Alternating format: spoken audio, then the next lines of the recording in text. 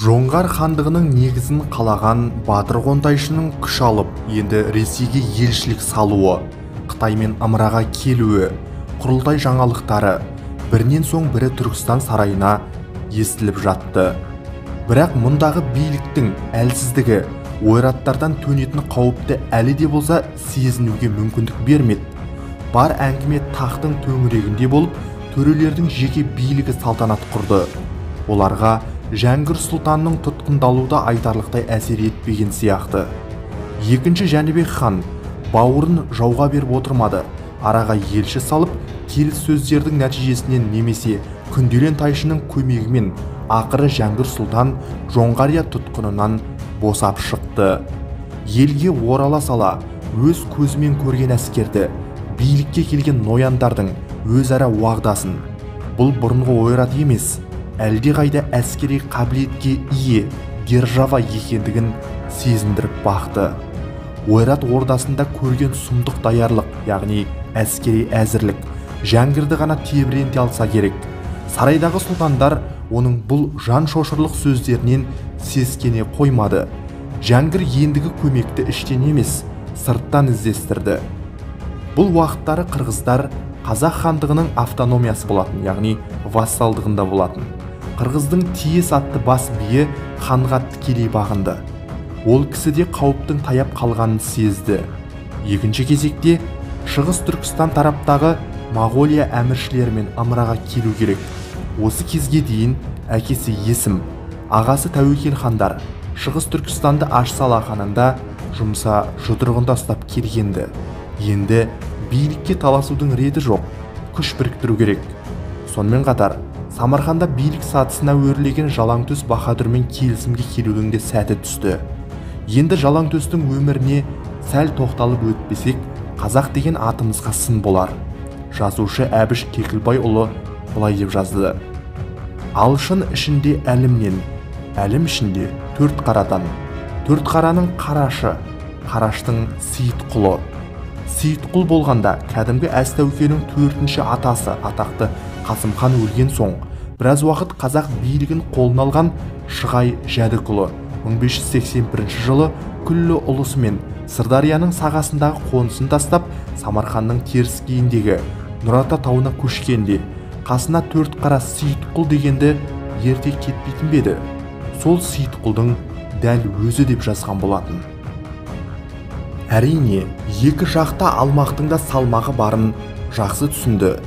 Бұхар әмірі мәуелі жемістің саясында жатып, сонау Жетісудан жылжи қоймаған жау Алатаудан өтем дегенше әлі уақыт бар деп есептесе керек. Алайда Жалаңтөстің қазақ ұланы екені, әрі жаудың күшін бағамдай білетін қолбасшының бұл тартпас дәлелдерінен анти-жоңғар коалициясы құрылды.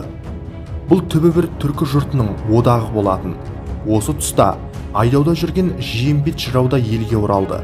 Арып ашып әбден жүдеген батырды елі құшақ жайып қарсы алды. Бұл одақтың бекемдігіне, күні ертең ыдырап кетпейтіндігіне ешкімнің көзі жетпеді.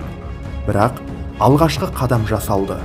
Түгел дерлік көшпенді ойрат моңғолдың басын біріктірген Батыр Қонтайшы үшін мұндай әлсіз коалицияға төтеп беру аса қиынға соқпайтындай көрінді. Сонымен толғағы келген айтулы соғыстың уақыты таяп келді. 50 мың әскер жасақтаған Батыр қазақ даласына қарай жорыққа шықты. Қонтайшының әскеріне Күнделен тайшы қосылмады. Осы үшін ол Батырдан қуғын көріп тебет асты. Себебі Жәңгір хан Күнделеннің күйеу баласы болатын. Күнделен тайшы өзінің сүйікті қызы Бануды Жәңгір сұлтанға қосады. Ал Тәуке хан осы Күнделеннің немересі. Сонымен жоңғар әскері жақындап қалды дегенде ести сала, Жәңгір сұлтан жер-жерге шабарман жіберіп әскер жасақтамақ болды. Алайда уақыт тым аз еді. Қырсық шалғанда ағасы екінші Жәнібек хан дүниеден өтіп, Түркістан тағы бос қалды. Ал Жәңгірдің нақты хан лауазымының болмауы істі одан әрі қиындатты. Батыр Қонтайшының басқа емес, дәл осы уақытты таңдап жорыққа шығуы Түркістан сарайындағы дүрбелеңді пайдаланып қалудан туындаған саясат еді. Жер қайысқан жоңғарлардың мұндай алапат күшіне төтеп берерлік әскерді лезде табу үшін дүрліккен орданың мүмкіндігі болмады. бірақ дәл осылай боларын жоңғар тұтқынында жатқан жылдары білген Жәңгір сұлтан 600 атарманын ертіп дамылдамастан Жетісуға жүріп кетті. Оның қол астында Жиембет, Қостоқты, Сүлеймен Мерген, Қарасай батырлар болды. Бұлардың әрқайсысы 100 әскерге татитын сен тұр мен атайын батырлар еді. Айдаудан оралған Жиембет кек сақтамай Жәңгірге көмекке ұмтылды.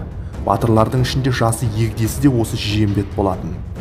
Жәңгір өзі Жетісуға аттанып бара жатқанда уәделескендей Самарқандағы Жалаңтөске, Қырғыздағы Тиес билерге хабаршы жіберді. Кезінде Ойрат пен қазақтың тектілері Қарахан патшаның тұсында арамызды шаһар байласын, шаһар байламаса заһар шайнасын деп анттасқан екен. Жәңгірге Мәруан Ақрабиден Орбұлақ тектілердің ат тізгінін тартып тоқтаған тәтті жер еді. Ойраттар анттан аттады. Орбұлақтың бойында улы жебемен қарсы алыңдар.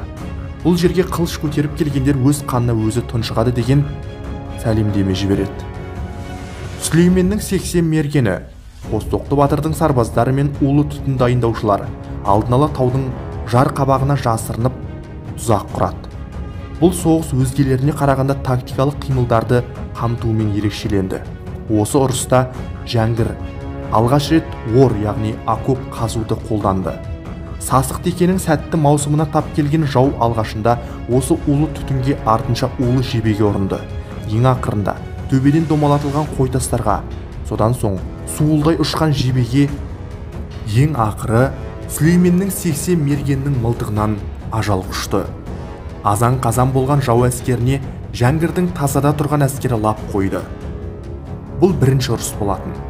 Батыр Қонтайшы әскеріне кері шегінуге бұйрық бергенше қаншама ойрат сол жерде ажал құшты. Енді қазақтардың қулығын, олардың саны анағұрлым аз екенін байқап қалған Батыр Қонтайшы екінші шайқасқа әзірлене бастады. Майдан даласы етіп, жазық жерді таңдауға тура келді. Себебі мұнша аз топтың қанша мың әскерді жайратып салу расында Қонтайшы үшін масқара жеңіліс болатын. Екінші шайқаста сөзсіз жеңіске ие болатынына сенімді болған батыр енді шайқасқа әзірленді. Алайда Самарқаннан 20 мың әскермен Жалаңтөс Баһадүрде келіп жетті.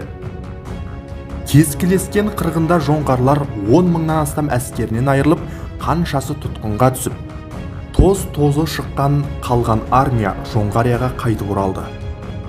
Бұл жоңғар мемлекеті үшін катастрофа болатын.